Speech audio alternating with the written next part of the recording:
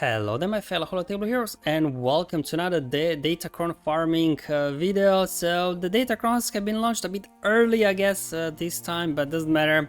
As always, I updated on my website my Datacron farming list with this set of Datacron, just some suggestions. But as before, as you've probably been aware, you can remove Datacrons, reorder them, you can add in your own, obviously. This is just kind of like a starter template, if you will. You can then share it with others, your list, and as well, if you have multiple accounts, you can manage multiple lists. So in this video, we'll just go through some of the suggested Datacrons that you might want to get or not. But spoiler alert, for the most part, sets 20, apart, I guess, from Nest, Sana, doesn't seem like all that broken. So maybe it's the one that you can a little bit relax on, not go too hard. Especially for the light side, so just give you a quick overview, I guess, TLDR, I guess. The level 3 bonus, the only one that's worth anything for light side is the one where you get 25% turn meter at the start of the battle. All the other bonuses, I don't think will be useful at all. Dark side, they have, I think, 3 different ones depending on what you're going for. So obviously this one, where dark side units will gain 15% turn meter whenever they use special abilities. That's a nice one. And then we have the return of the tank revive. So the first time dark side ally is defeated, they are revived. And then also buffs on basics. So whenever a dark side unit uses basic ability, they gain critical damage up and offense up. It's pretty much what we've had in the previous set, more or less. So yeah, on light side, only one level 3 worth going. On dark side, they're kind of free, depending obviously on what you want. And then into the level 6, we got light side, smuggler, mercenaries, and dark side, we have hot cartel and droids. And for the most part, you just want the worthy crown, right? Whichever has the longest description, that's the one you want to go for. And this time, this is true. So we have 100% evasion for smugglers, yay! Then we have thermal detonators, the whole synergy around thermal detonators for hot cartel. And then for droids, we have one that gives them damage immunity. And then who else are we missing? Oh yeah, then mercenaries, they gain 100% defense penetration. So this is very nice, obviously nice big damage boost there. And then in terms of level 9s, we'll be going through them now. So just give a quick TLDR, I guess, of levels 3 and 6. Very simple this time, to be honest. Alright, so again, kind of my thinking of order of priority, what I'll be going for. I have a feeling that Nestcron will be annoying under Ray. Obviously, we start off with turn meter. We gain evasion and a whole bunch of other bonuses for Nest because she's a smuggler, right?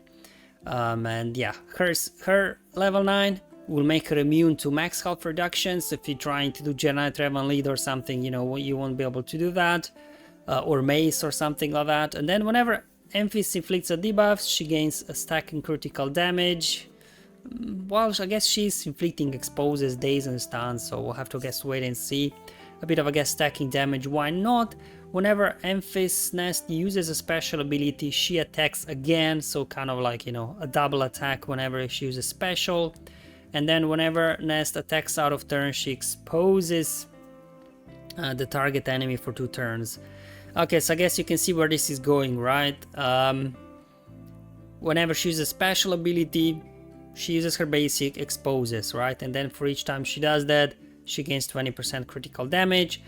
She's also assisting whenever an ally takes a turn, and then whenever an enemy takes a turn, she gains stacking offense. So potentially, also in combination with her stacking offense for every buff or something that enemy gains, she could be hitting really hard. So she can ignore taunt as well, don't forget that. So she could cause some problems to maybe your Star Killer counters or Malachus counters, I don't know. That's my thinking at least. And then for Sana, she's not a rebel, but I don't know how she will synergize with Leia. Maybe that's a bad call, but anyway, basically she's kind of a plug and play character really, because at the start of encounter, all allies, all light side, dark side, rebels, counter, whatever, all allies gain 100% max health and 50% max protection and 25 speed. So like a nice boost of survivability and speed for any unit. So I don't know, that's I thought maybe could be annoying under Leia, but maybe Leia, does she need like an all rebel lineup? Maybe she does, so maybe that's a bad idea.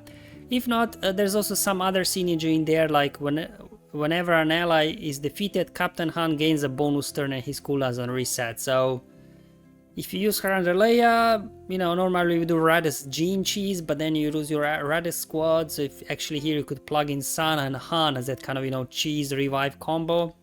Maybe it could work, I don't know. Just an idea, but yeah, definitely Nest and Sana, their level 9s are probably the ones, maybe not in isolation, they're not that great, but they're just totally plug and play. Wherever you put them, they're gonna do some stuff for your team. And then Embo, in terms of Hot Cartel, there are multiple ones, but I just have a feeling like, you know, we only have one valid Hot Cartel team, so for the most part, I guess, I think Embo is the best of the bunch that, you know, you're gonna use with Jabba. And then Jedi Cal, he gets a nice boost. Essentially, he'll be able to get to his insta-kill after 2 turns instead of after 3 turns. So just 1 turn faster, which means, you know, Cal takes a turn, Revan gets him a turn, Ezra gives him a turn, and boom, he can already insta-kill, right? So I think that could be nice. And then in terms of Aphra, now droids, there are quite a few good level 9 for droids. I'm not even sure if BT1 is the best one for Aphra. I guess it just depends, like, you know, who you're trying to take down. Because BT1's really just gives him, just applies armor shred on everybody, which is kind of nice, but there may be situations where other level 9s of droids that we'll mention later on might be useful. But, you know, just kind of a default option, obviously BT there with Aphra. I guess you could do buff on basic for her. I just went with special to get turn meter and special just to give them more turns. And again, I'm not gonna go through level 6s because they're just the wordy Quran, so I don't want to repeat myself too much. Then Dash, I mean, level 9 for Dash is kind of okay. I guess whenever an enemy is stunned, Dash takes a bonus turn. I'm thinking more like maybe for free you do Dash, Han, Chewie, right? Chewie's got a stun, Han's got a stun, Dash's got a stun as well, right? So Han shoots first, stuns somebody, because he gains a bonus turn, but then immediately then Dash gets a bonus turn. So basically you get 2 bonus turns before enemy does anything. And maybe if you are kind of feeling adventurous, you can start off with a Dash's middle special. And if you land a stun, guess what? Dash gets another bonus turn. So, you know, I think in 3v3 this could have good potential, obviously also with extra other boosts we get from level 6. Anyway, we're getting extra turn meter at the start. So I think for 3v3 this could be a nice one for Dash Han Chewie combo. I don't know, that's what I think. Then Rebel Fighters, we've got 2 okay-ish ones, like both Kara and Kyle, they kind of can recover some health protection for themselves. Nothing too crazy, just make this Saw and Mon Mothma teams a little bit more annoying. But yeah, either of these two under Mothma or, you know, Saw, whatever you've got. I just listed both of them because maybe especially in 3v3, you know, you could form 2 Rebel Fighter squads. And then we head into the droid territory now. Stab, so this is gonna be for General Grievous. I think for General Grievous, I guess buffs on basic could be nice, especially for B1 because he's constantly assisting. But I'm just thinking that maybe Tank Revive could be a nice one, just right, an extra bonus turn for Grievous. But you know, even any other of elf level 3 should be fine. Obviously the word Crown, and then Stab. Whenever Stab deals a damage, he will be removing some turn meter. Could be nice, right? He's got an AoE, and you know, basically got an AoE removal on top of AoE removal as well from Grievous and things like that. And then HK47, actually his level 9 is very nice. That's what I was saying, like under Aphra. Yeah, BT is the default one, but is Armor Shred really that powerful? Or would you rather have HK in there because his AoE will be applying fear? I'm not going to read all of the ability, but essentially I think the best part of this is that whenever an enemy is inflicted with Tenacity Down, they're also inflicted with fear. And Tenacity Down can't be resisted, and this fear can't be resisted. So HK's got an AoE with tenacity, right? Tenacity down. So it's an AoE fear guaranteed. So this potentially could be more powerful than armor shreds that BT would be applying.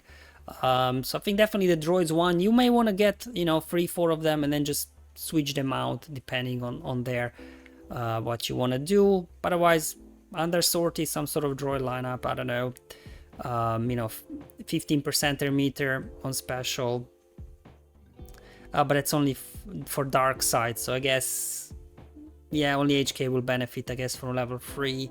But you could, I guess, put in like BB-8 for extra turn meter at the start, so HK can get a quick turn.